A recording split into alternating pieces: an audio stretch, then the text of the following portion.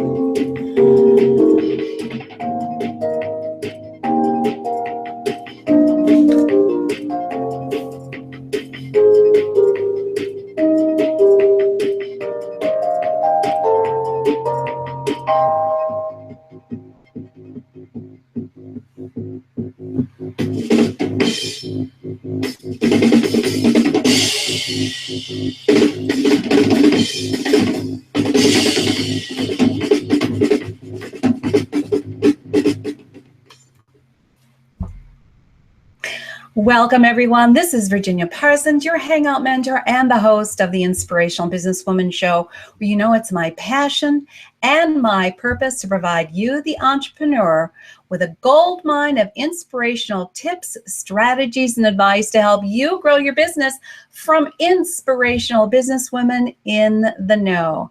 And I want to thank you for being here today because I know your time is valuable. Sorry for the technical difficulties we're having, but we wanted to make sure we got this incredible information to you today, especially this time of the year when people are reevaluating their businesses and thinking about how they're going to move it to the next level in 2017. So thank you for being here, and I would really appreciate if you would introduce yourself in the comment section and say hi. Let us know where you're viewing from. We'd really appreciate that. And so today, what we're going to be doing is discussing a topic that I think lots of people are interested in, and that is how to clear money blocks and fall in love with sales, featuring Angela Artemis. Now, Angela is a woman's worth and wealth mentor. I'll have to try saying that 5 times faster. Woman's worth and wealth mentor. And I'm excited because she's got some really important information for you on clearing your money blocks. She says that there are 3 major blocks that can stop your sales in their tracks. We're going to find out what those are. She also has some important case studies to share with us, how blocks stop you from making money. And so we've got to get this cleared up. And how about before the first of the year, so you can start 2017 with a bang. She's also going to talk about this, why mindset is not enough to clear old money blocks. So we all hear this about mindset being so important, but there's more to it than just that. So Angela, come on in and say hi to our audience, and we'll explain some of our technical difficulties. Hi, Virginia. Thank you so much for having me. I'm so pleased that we can get you here, at least in audio, Angela, because it's really important to get the information there. So what we're having is a camera difficulty for Angela, and we want to let you know that we're going to go through with the broadcast even so. So you get to look at me, I guess, but you get to hear Angela. She's the expert in this, and we wanted to make sure you received the proper information.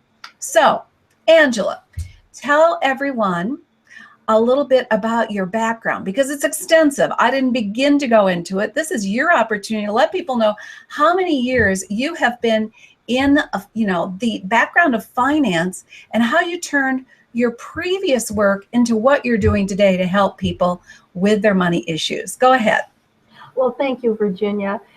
Yes, and actually, when I have to say it out loud, it does sound like a long time. I spent 30 years in the financial sales industry, and I was selling a multitude of different products and services over that time. And part of the time was spent in the private banking, wealth, and investment management division, where I was a regional manager, managing, coaching, and training several teams of financial sales professionals. And of course, as you can imagine, if you're going to manage other salespeople, you have to be a pretty good salesperson yourself. And I happened to be a good salesperson. And ultimately, I decided I wanted more freedom in my life. I didn't want to be on the clock Monday through Friday, 9 to 5, schlepping and commuting partially into Manhattan and other places.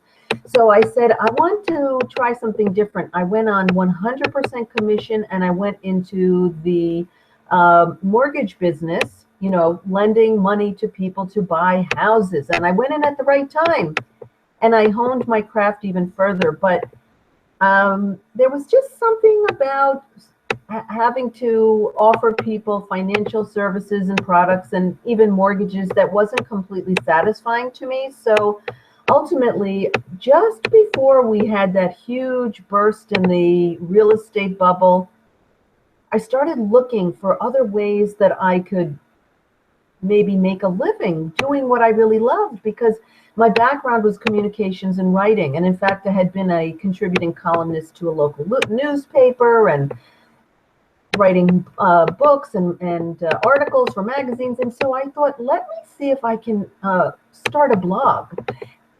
People are making an income doing things with blogging. Of course, I knew nothing about it, but that's how I eventually started, very slowly, to transition away from being employed full-time in the financial sales industry. And eventually I started Powered by Intuition in January of 2010. And very, very slowly I started to figure out, like most of us who are in this business, how do you actually make a living online? What do you do? And I took my background, of course, being in sales, and I started to realize that so many people online had an aversion to selling their own products and services. And I realized that that was a gift that I had, that I guess you could say it came naturally, but I also had to train very vigorously to master it.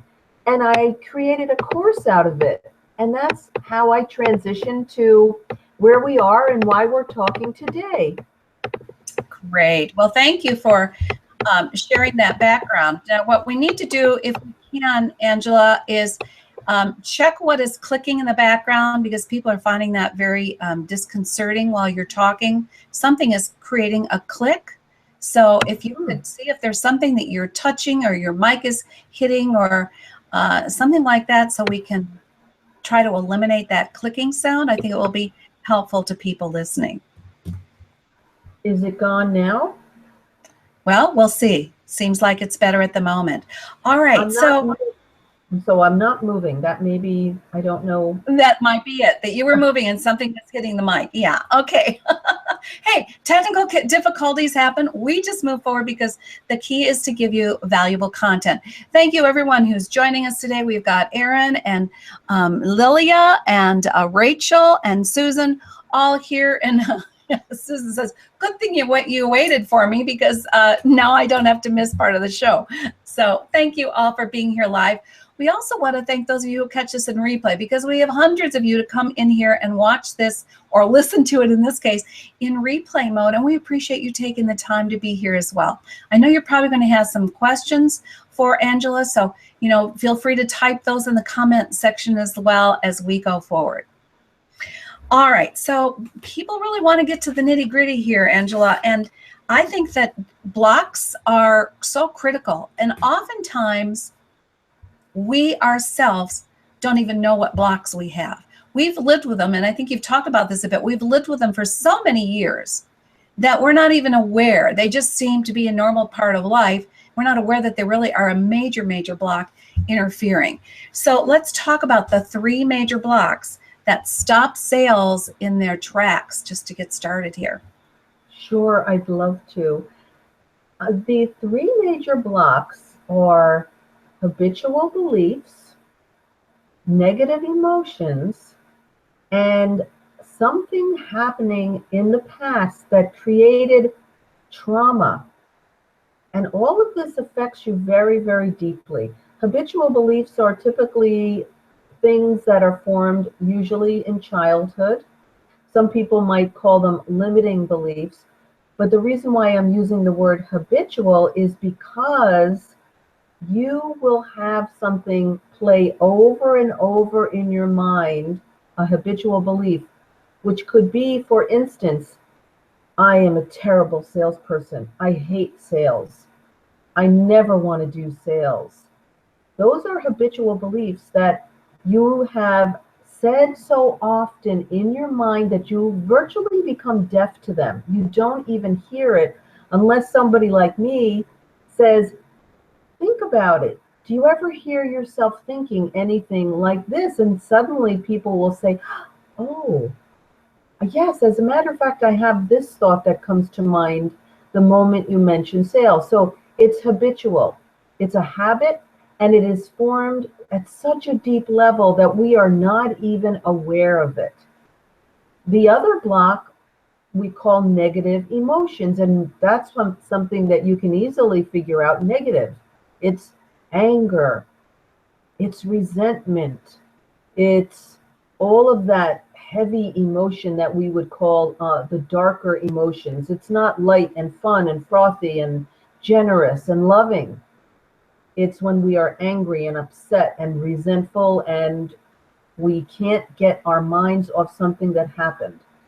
We might even feel like somebody deserves to be punished. When we have anything happen in our lives that really impacts us on a deep level, that can form a block. And believe it or not, even though you may not think that it's related to money, it can absolutely stop you. And fear would be one of the top negative emotions that stop us from actually making the kind of money we truly work hard to make.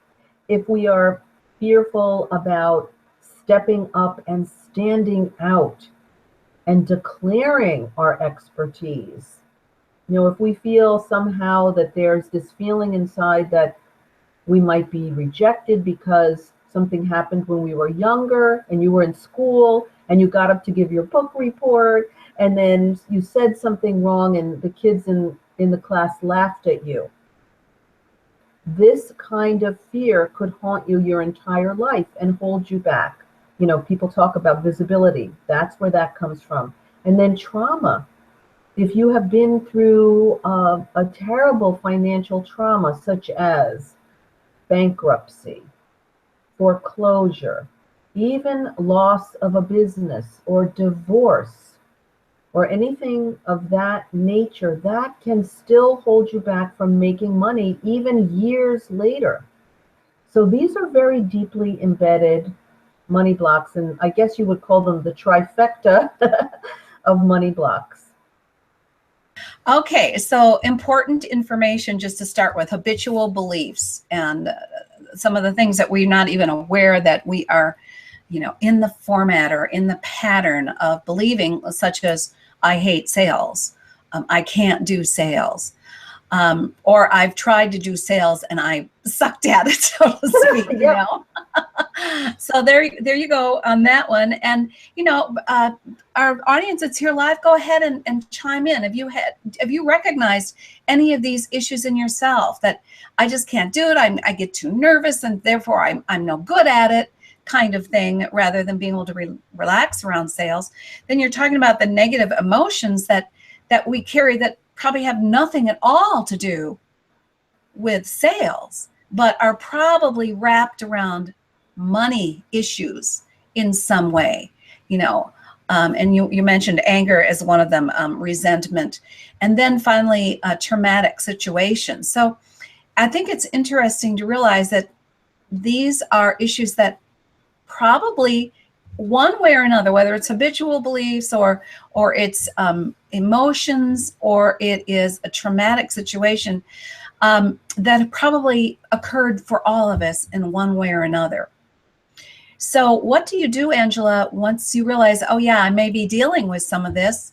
How do you take people on a path to let go of it, to clear these blocks? I know we're not going to hit it all at once here, because I know you've got some case studies, but let's give them a few goodies right now about this, because what I really want for the show and for all the viewers who take the time to be here are some golden nuggets that they can pick up and use immediately to feel or implement change in their life. So let's give them a couple good nuggets.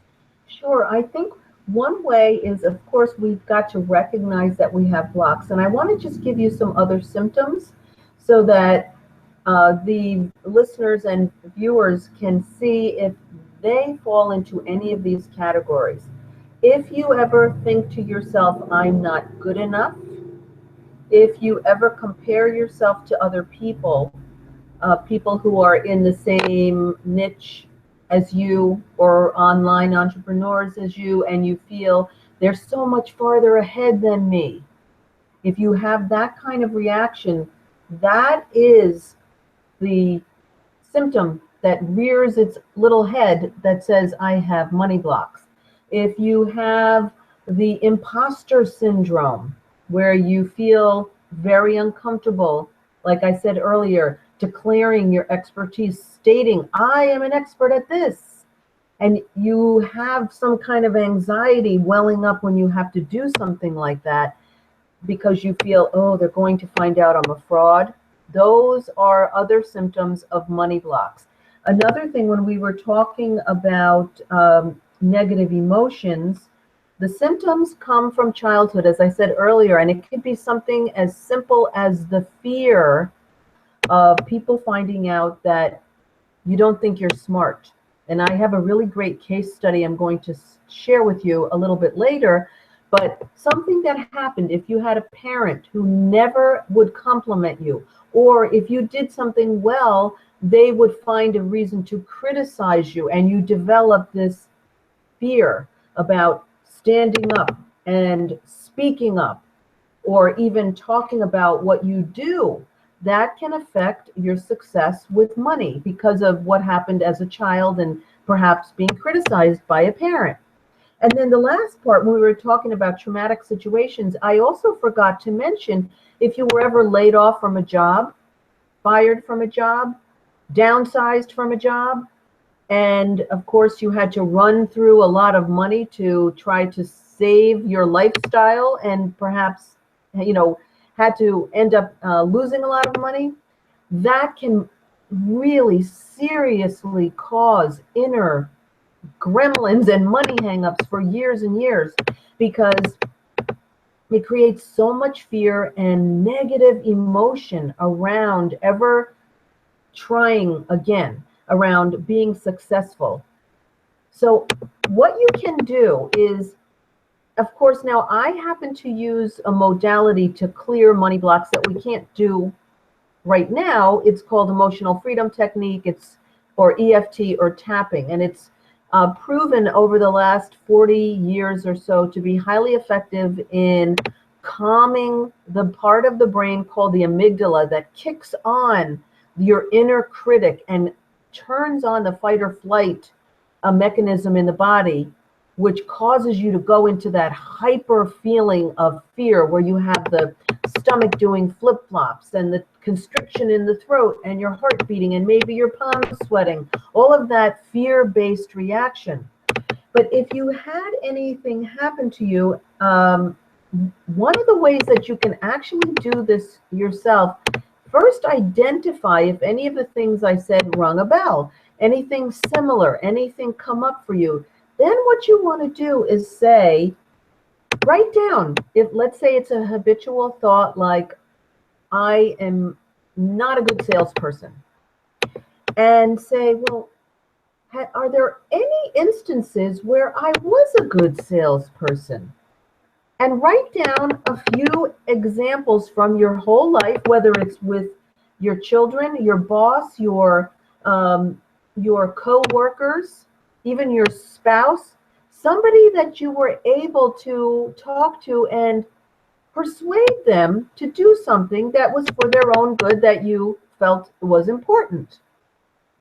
And give yourself a pat on the back for the times that you were able to persuade people.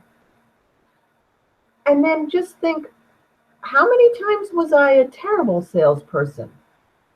And you might realize that perhaps if you call yourself a person who is not a good salesperson, perhaps you never had the right training, because most of the best salespeople practice. It doesn't happen overnight. It's not just being nice and friendly and having the gift of gab. In fact, that can actually hurt your sales. It's actually knowing what to say in a structured one-on-one sales conversation.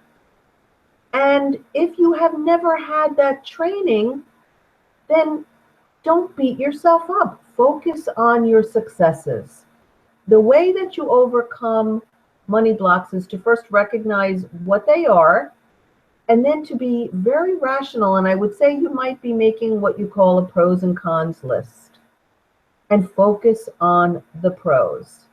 And if that is not going to help you, you need to seek further help to remove the internal money blocks or gremlins or money hangups permanently.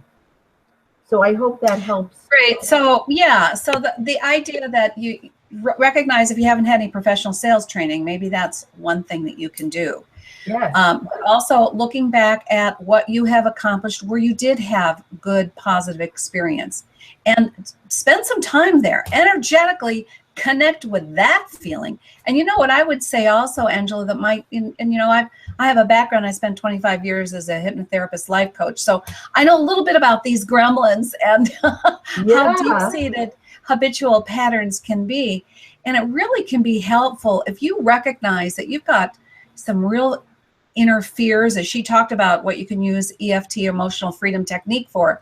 By the way, you guys can all look that up. It's free to get that training right online. So look it up. But the idea is that if you have a time that you've been fearful in the past, and you can also recognize a time that you have overcome a fear, or you've risen through it, you've gone through it or risen above it, then you want to tap into that emotion and the feeling of accomplishing that and say, I was frightened, but I did it anyway, and I got some results. That can be of real benefit to you, I think. And you also end up with you're starting to reprogram yourself, because you're not dwelling on, oh, what if I screw up? That would be like me dwelling on, we're having some technical difficulties, but I wanted to get the information to you today. So we're going through it anyway, right? You're getting the information. That's really important. So give yourself some applause for, what you are getting through, what you have accomplished, and get in touch with that energy, because that energy will uplift you and help overshadow the fear to some extent. Angela, what do you think about that? Oh, I think that's perfect. I couldn't have said it better myself. Well, let's give them some case studies now. You said you've got some that you wanted to share with people about blocks that stop you from making the money you deserve. So I know they're going to want to hear about that. Oh, yes. These are fascinating. This is the most amazing part. When I work with people who want to increase their sales, we usually uncover things that they forgot from childhood, memories that they have either never recalled before, and they cause the most amazing aha moments, or things that they just brushed off and didn't think were as important as they were. And I want to share a case study about a client of mine who is a financial advisor. And he has his own practice. He's a solo practitioner. And of course, he's got to do a lot of networking to get new clients. And he came to me because he was not able to make a lot of money. And in the industry of financial advising, it is not uncommon to make, $300,000, $400,000, $500,000, $600,000, $700,000 a year, even as a solo practitioner. And my client was not making that kind of money, and he could not understand it. He worked hard. He went to all these networking meetings. He got clients. And so what we found out, we started working very deeply, not only on teaching him the consultative sales process that I teach, but on clearing blocks. And we came across a memory from when he was in 4th grade, where he was in a darkened room. The teacher had put on, it was, they were studying the Declaration of Independence. So they wheeled in the big AV cart with the big television on top, and they started rolling a movie about the Declaration of Independence. And in it, of course, he heard all men are created equal. And he immediately thought about a little boy on his block who had some mental challenges. And he quickly and quietly got out of his chair, and he walked up to the teacher in the darkened room, and he bent down to whisper in her ear to ask her, how could this little boy on his block be created equal when he didn't have the mental capacity that the other children had? And of course, now when he looked back on it as an adult, at the time, the teacher was startled. She jumped and she said, get back to your desk and stop asking me stupid questions. Well, from that moment on, his grades plummeted. He did not go to college. He thought he was stupid, and he never asked another question again. So what happened was, as an adult, when he finally settled on the financial advisory industry, he would not go after the wealthier people who had larger pools of assets to invest. He only felt comfortable and confident going after, let's say, widows with $50,000 or $75,000 to invest. And as you can imagine, it takes a lot more effort and time to enroll clients who don't have the same huge pools of assets as a business owner might, or a wealthier client. And as a consequence, his commissions were lower. So he was only making like $150,000 a year, but he was working like a dog. So once we tapped on this, and he realized that, yes, in fact, he was quite intelligent.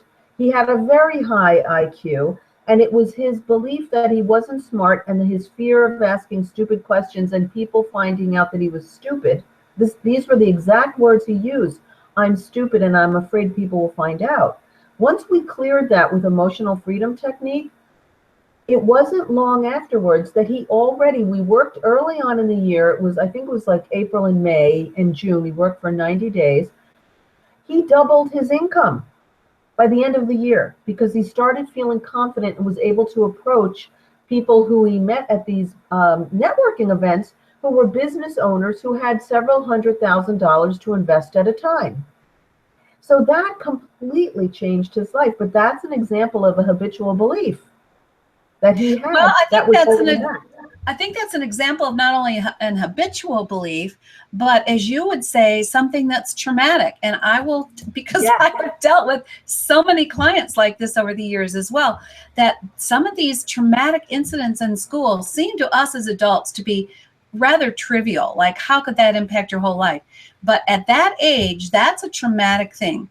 Startling him and then embarrassing him and making him feel not good enough is traumatic.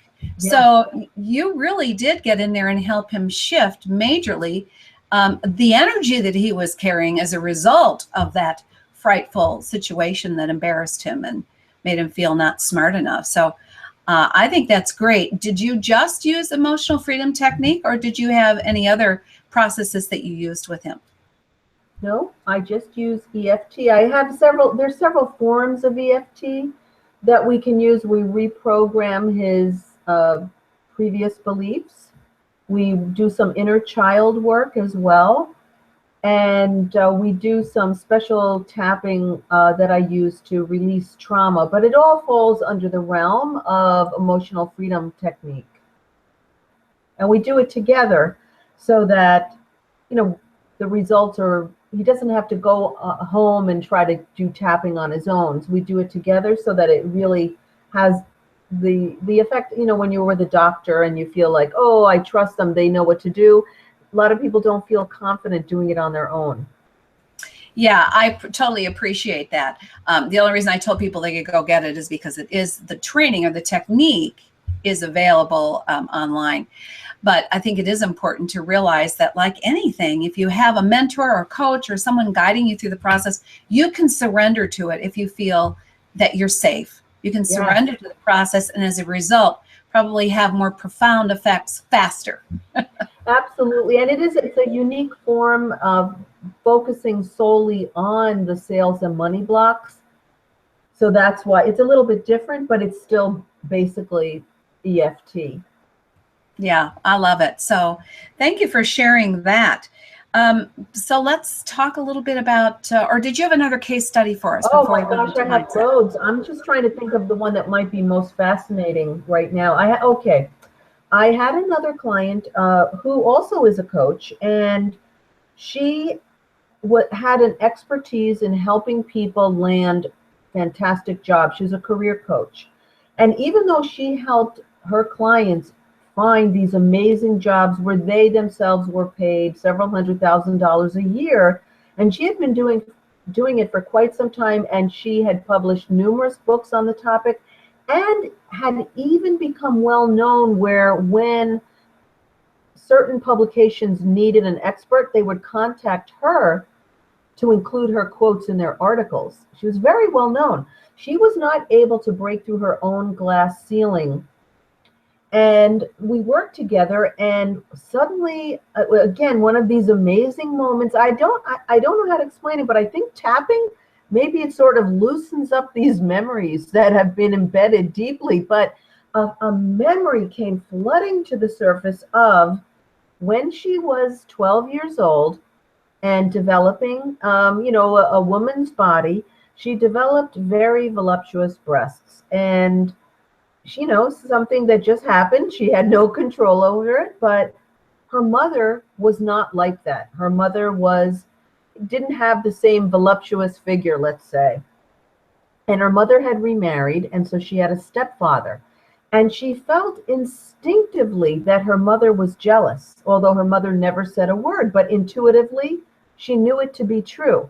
And so as a 12-year-old girl, she knew that her mother felt that her stepfather might find her attractive. And of course, there was nothing she could do to her body, but in her mind, she actually made a pledge to herself that she said, and she recalls this memory was so overpowering that she actually broke down. She was in tears. I had to wait for her to calm down because I couldn't understand what she was saying. I will never, ever, ever hurt mommy again. I will never do anything to eclipse mommy. That was what she recalled. And her mother had been very, very hardworking. And she worked as a realtor, and she worked 7 days a week trying to sell houses because her stepfather had become disabled. And as the sole provider, she had to take care of her sister, and now her disabled stepfather. And so her mother worked very hard, but she never made all that much money either. And so she, in her way, was being loyal to her mother and showing her, mommy, I will never hurt you again. I will never make you feel bad. And in her mind, never making more than her mother made was a way to show her loyalty and to show her love to her mother. So once we finally tapped on that, it released her, and she realized she did not have to do that she could show her how much she loved her mother without holding herself back. And believe it or not, a year later, she had tripled her income. So she went from $60,000 to 3 times that, because she had the clients, she had actually the connections, but she kept self-sabotaging herself, and she stopped doing that. So I think that's an amazing story because they say truth is stranger than fiction, and I had never heard of anything like that. And I just think it's such an amazing, amazing example of how money blocks are so insidious. Yeah, and I'm sure she wasn't consciously aware of that initially. No. So, She never even remembered it. Yeah. And she's 60 years old, Virginia. And she told me in 60 years, that is the first time I remembered that, but she remembered it vividly. Yeah. Well, I get it. Having done so much of that work myself, I really understand how they can't always recognize, or many times don't recognize. They think it's something else, or it's something, much insidious. So obviously, I think for our viewers, the idea is that you may not recognize where your blocks are coming from, where they were initiated. And what I used to say with my clients is, we've got to get to that initial sensitizing experience. It doesn't do any good to do the layers above it if you don't get to the foundational core issue that sensitized you to have the beliefs and response patterns that you've developed. So you have said, and that goes into our third topic of, why mindset is not enough to take care of some of these long embedded beliefs and attitudes. And although you can say, I'm not afraid, I'm strong, I'm confident, I can conquer the world, I can do sales well, that's all well and good. That's important, to be able to feed yourself those ideas and to verbalize them and to feel them in your body. But you are saying, and I really do agree with you, it's not enough by itself when you've got these long-term problems. So let's discuss that aspect for a while. Yes, it's absolutely not enough. And that's why, as a sales training mentor, I realized that I needed something else to help my clients, because teaching them the sales conversation or the consultative method that I use, it's, if they had these things going on and living and breathing and directing them and their reactions where they would self-sabotage, until we got to the root, as you said, the sensitizing incident, they would not be healed. So I call my work money mindset healing. And because what we're doing with tapping, with emotional freedom technique and the inner child work and the trauma tapping that I use, is we're actually going beyond mindset. And mindset, as you indicated, it's a lot of affirmations. It's a lot of just trying to understand the problem. Like, let's say, for example, I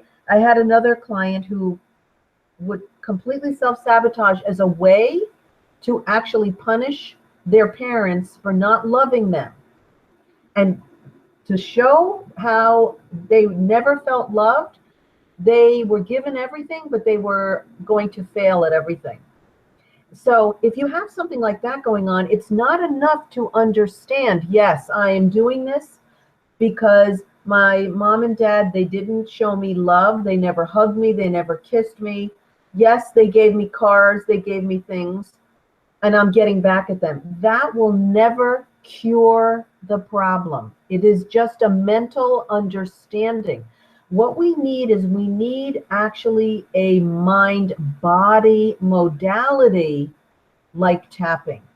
Because what's happening is, in the brain, anytime you are thinking about these initial sensitizing incidents, as you referred to them, Virginia, it is triggering the brain. It is triggering the nervous system.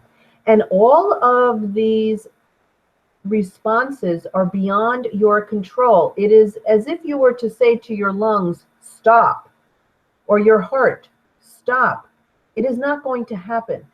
You cannot stop the mind-body response that's triggered by habitual beliefs or negative emotions or trauma. It is automatic. It is in the autonomic nervous system. You have no control over it. So that is why tapping is so effective, because we are physically actually doing something that stops the trigger from the brain to the body, that turns on these symptoms of fight or flight that cause you to self-sabotage, that causes the mind to continually spit out these very traumatizing thoughts. I'm not good enough. I'm going to fail. No one will ever buy from me. I can't sell. I'm scared to sell. I'm no good. All of these thoughts put you in that state where you are producing all kinds of inner hormones that are turning on the fight or flight mechanism that you cannot stop by mentally understanding where the problem came from. So that's why I said mindset is not enough. You like understanding it is great, but it may not stop it. You need to do something more because it's embedded in the body. So we need to use a mind-body tool to stop it. Does that make sense? Oh, absolutely. And I think it's critical that you use a mind-body tool because, as you say, these are autonomic nervous system response patterns. And it's not something you can easily turn off. And it's sort of like the fight or flight survival mechanism that's going on that triggers all these hormonal releases that increases the heart rate, increases the respiration, and gives you those feelings of palpitations, nervousness, which puts you into a position of not feeling like you are, capable of pulling off a good sale. So once we've got these blocks addressed, I guess I'll put it that way, how do you take it to that next step? Because we're going to sort of summarize everything here and make sure you stand by because we've got a nice gift available for you all from Angela. But how do you move it into falling in love with sales? And why shouldn't we all be able to fall in love with sales? It's how we support ourselves. It's how we build the lifestyle that we could all dream of. So I would think naturally we should be falling in love with sales, not being fearful of sales. So let's give them a few tips on that. Absolutely. Well, I think one of the problems is that when someone is learning that in their own business, they must learn how to sell, especially through a one-on-one sales conversation, they are not taught how to pull clients toward them. They are taught to ask a lot of questions that feel very unnatural and bring up a lot of anxiety and discomfort. For example, if you ask somebody a question like, well, you said that you're not making money in your business. How long can you continue to live that way? That's very uncomfortable. What's going to happen a year from now if you didn't do this? Where are you going to be then? They're taught to ask these almost antagonistic type questions. That is, for most of us, we are raised to be polite. We are raised to not want to make other people feel bad.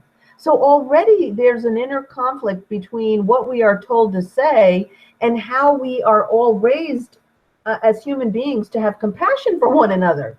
So the way to address this is to actually learn a consultative sales method that actually invites people to want to avail themselves of your service. It is not those kind of questions. It is the type of conversation where you pull the client toward you. You inspire the prospective client. And it's a well-known technique. It's a technique that is learned and taught in the biggest institutions in the world, where they pay hundreds of thousands of dollars to trainers to teach this to their sales force. And it's very natural. It's a very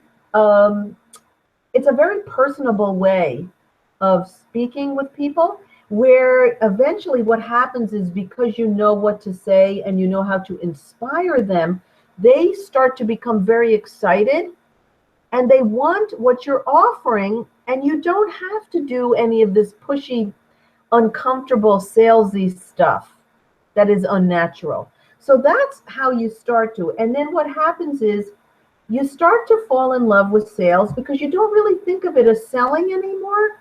You think of it as offering an amazing opportunity that serves the prospect, that what you do solves their problem, and you so much want to help them from your heart because you know that they're suffering and you want to stop that.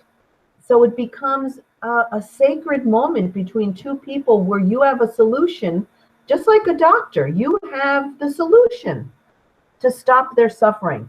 And you fall in love with the opportunity to speak to people, because it's not being pushy and salesy. It's offering them a way to ease their suffering.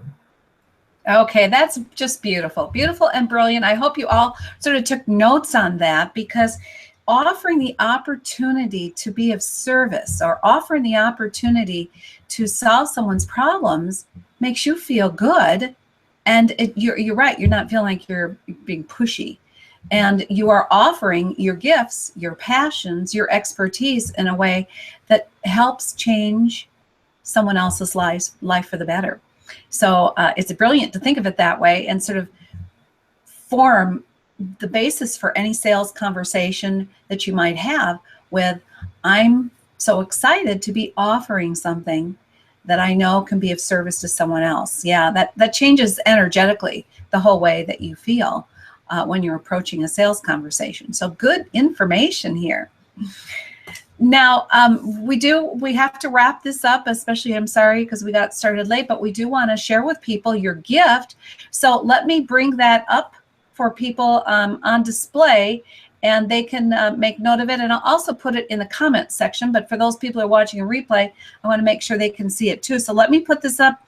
And Angela, you go ahead and tell them what this is all about. What is your gift all about? Sure, I'd love to, Virginia. It's a book I wrote. It's a short book. It is called Less Worry, More Clients, More Money. And it is all about just what we were talking about. All of the ways that we hold ourselves back from really making money doing what we love, that we know totally serves and helps people. And it talks about the different types of blocks. And I give you a lot of examples in there so that you can relate to it and see, does that sound like me? And it's very enlightening, but it goes a lot more deeply on exactly how these blocks show up in so many ways. And it's a really, it's free. And I encourage everyone to just take a look at it. So for those of you who are listening and maybe catching this on iTunes later on, the address that you go to get Angela's free book is hmtips.com/Angela Gift. hmtips.com/Angela Gift. And she said it's totally her gift to you so that you can start to, eliminate the blocks that you might have been struggling with over the years, and get started on a path to loving sales. Correct, Angela? Yes, absolutely. Loving sales will make it so much easier to actually get a sale. So yeah, I like even the reframing of that, because in starting to fall in love with sales, you can wake up each day being excited, and you can be excited by the opportunity to be offering something to someone else that's of value, something to someone else that is going to serve them in some way. So it's a great way to reframe if you want to talk about energetically how to fall in love with sales. Just start with thinking about, gosh, another day I have an opportunity to be of service to someone else and help them solve problems or get solutions to challenges that they have. Love that. that's so true. I love that too. Well, Angela, I want to thank you so much for being here. I want to thank all of our guests who have, our viewers, I should say, who have come on and followed along with us in spite of technical difficulties. I think you got some really valuable information. I know that in getting the book from Angela, you have an opportunity to learn more from her and take advantage of her expertise, and perhaps even, move forward to the next step with her if you're finding that blocks might be getting in the way of your own success. And now's the time to really think about this. Is there something interfering with my being as successful as I could be in 2017? And if so, Angela might be a great resource for you. Angela, how can they get in touch with you? The easiest way is they can come to Powered by Intuition, my website. They can leave a comment there. I have a contact box, or they can find me on Twitter at Angela_Artemis, or email me, I guess, if you want me to give my email address, but I'm easily found all over social media. I think that's a good way to do it. Go check out Angela Artemis on social media, or you can go to her website. So Angela, thank you so much. We are so pleased we were able to get this information out to everyone. Again, viewers, thank you for being here. I hope you have a wonderful week, and we'll be back next week for another edition of the Inspirational Businesswoman Show. Thank you so much. See y'all soon. Bye-bye now.